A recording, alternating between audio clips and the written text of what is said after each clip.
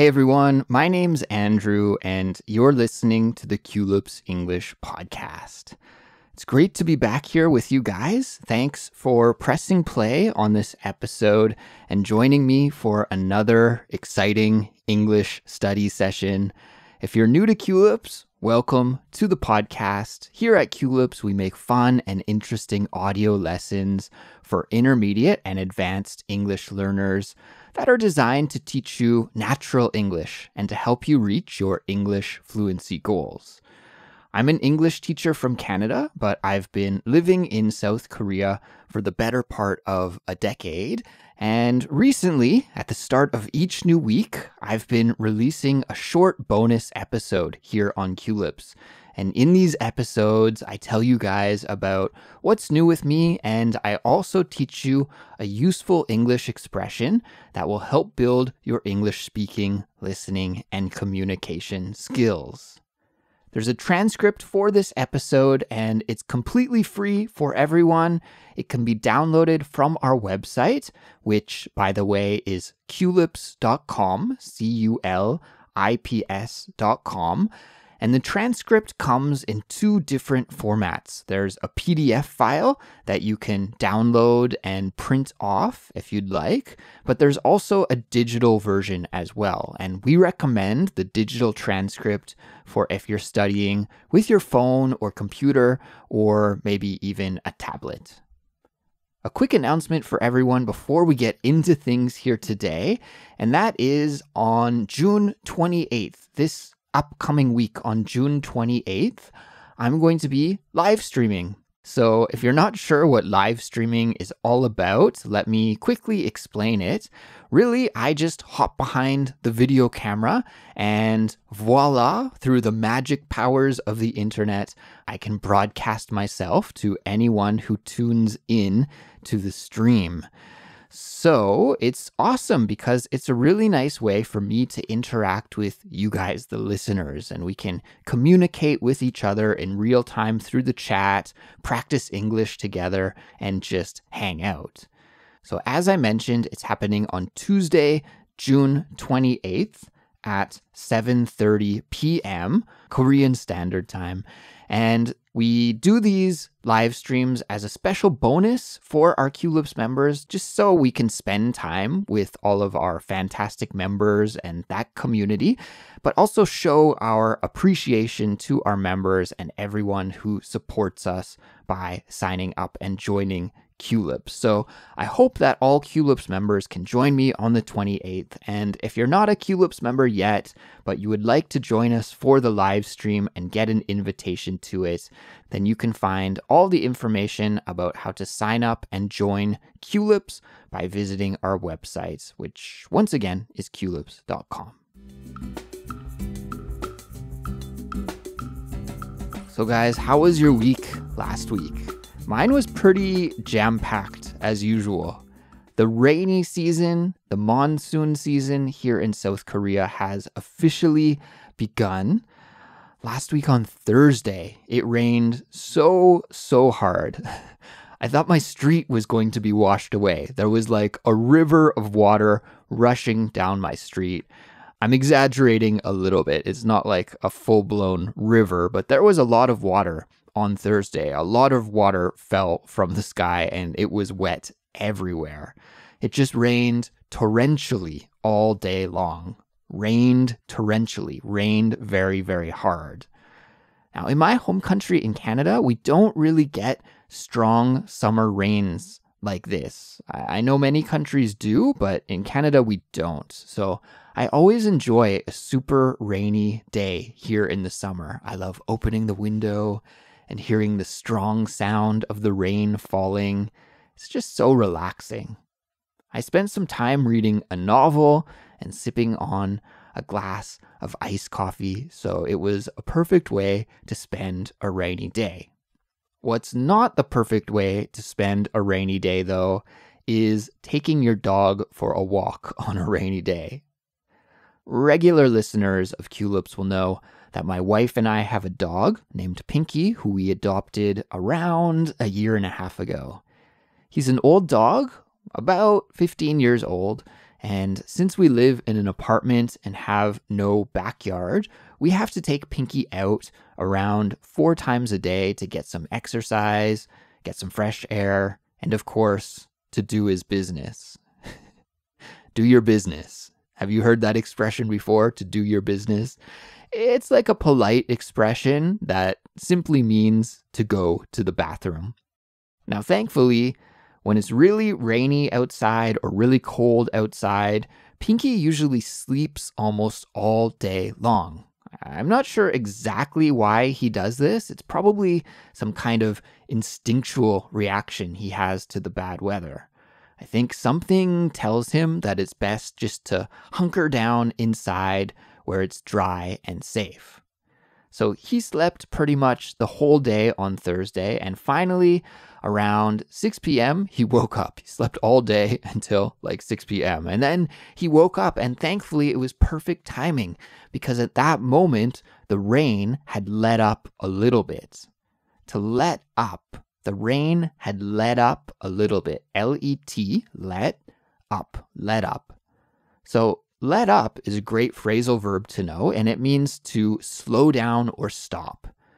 So when the rain let up a little bit, I decided it was perfect timing to get Pinky ready and to rush outside quickly so that he could do his business and we wouldn't get soaking wet in the process. So I put on his raincoat. He's got this cute little yellow raincoat that he wears in the rain. And I also put on my raincoat, and then we headed outside. Now, maybe you can guess the ending of this story already. Can you? Well, if you guessed that we ended up getting totally 100% soaking wet, 100% drenched, that's right. Because when we were about halfway into our walk, suddenly the rain started back up again, and we got completely wet. I had to grab Pinky and we ran back home, but by that time it was way too late and we were completely soaked to the bone. Soaked to the bone. We were soaked to the bone. Have you heard that idiom before? To be soaked to the bone? It just means to be completely 100% wet. So that wasn't really too fun. That walk wasn't really too fun. Although I do like a rainy day, I'm going to have to be more careful about when we plan our business trips. Business trips, get it? I know, bad joke. But I'll have to be more careful about when we go outside so that Pinky can do his business on future rainy days. Speaking of dogs, I guess this is kind of a dog-themed episode, so if you're not a dog lover, I apologize about that. But speaking of dogs, I'm actually currently dog-sitting one of my friend's dogs right now. And in fact, he's just sitting here at my feet, looking at me as I'm talking into the microphone. His name is Peter, and he is a brown miniature poodle, Peter the poodle. He's only 3 years old. Guys, I have to say, he has so much energy. He is really completely the opposite of Pinky. So it's been a busy weekend taking care of these two dogs. My wife and I have jokingly talked about getting another dog before, but I think after this experience, just sticking with one dog is the best course of action. One thing that's awesome about Peter is that he really likes to run, and so do I. So it was fun to take him out to the park for some runs. We even did a 5K run together, which is something that old Pinky just can't do these days. I was really impressed with Peter's running skill. He's never been running before, according to his owner. And the very first run that he ever did was incredibly fast. He can run much, much faster than me. And I'm a seasoned running veteran and I run all the time. So I was shocked at how fast Peter could run. And he gave me a good workout trying to keep up with him. So that was something that was a bit of a change of pace and something fun that I got to do with Peter. And having him here has been really fun. But at the same time, I have to say it's been pretty exhausting. Guys, I told you about the live stream that will be happening on June 28th, but In addition to that, we'll also be releasing a brand new simplified speech episode this week as well. And in that episode, Cassie joins me as a co-host, and we talk about obsession and answer the question, have you ever been obsessed with anything? So please keep your eyes and ears open for that episode when it is released a little bit later this week. It's time for this week's vocabulary lesson. Okay, guys, the expression that I want to focus on for this episode is a really common phrasal verb and an excellent one that you need to know if you want to understand English fluently and, of course, speak it naturally. It is to stick with something. To stick with something. Did you hear when I used it in this episode? Why don't we rewind, go back, and take a listen to that part of the episode a couple more times. My wife and I have jokingly talked about getting another dog before, but I think after this experience, just sticking with one dog is the best course of action. My wife and I have jokingly talked about getting another dog before, but I think after this experience, just sticking with one dog is the best course of action. Okay, so in that sentence, I said, just sticking with one dog is the best course of action. So can you guess what stick with means here? Well, it means to continue to do something, or to not stop doing something, or even to not change something. So in other words, what I said was, I think we should just continue to have only one dog. We should stick with one. We should only have one dog and not change that by adding another dog to our family. So whenever you stick with something, you just continue without making any changes. As always, I've prepared some example sentences for us to study with that will help us to learn this phrasal verb a bit more deeply. So everyone, let's take a listen to example sentence number 1 right now. Example sentence number 1. By creating a diet and exercise plan and sticking with it for a year, my friend Bill lost 10 kilograms. By creating a diet and exercise plan and sticking with it for a year, my friend Bill lost 10 kilograms. Let's break that example sentence down.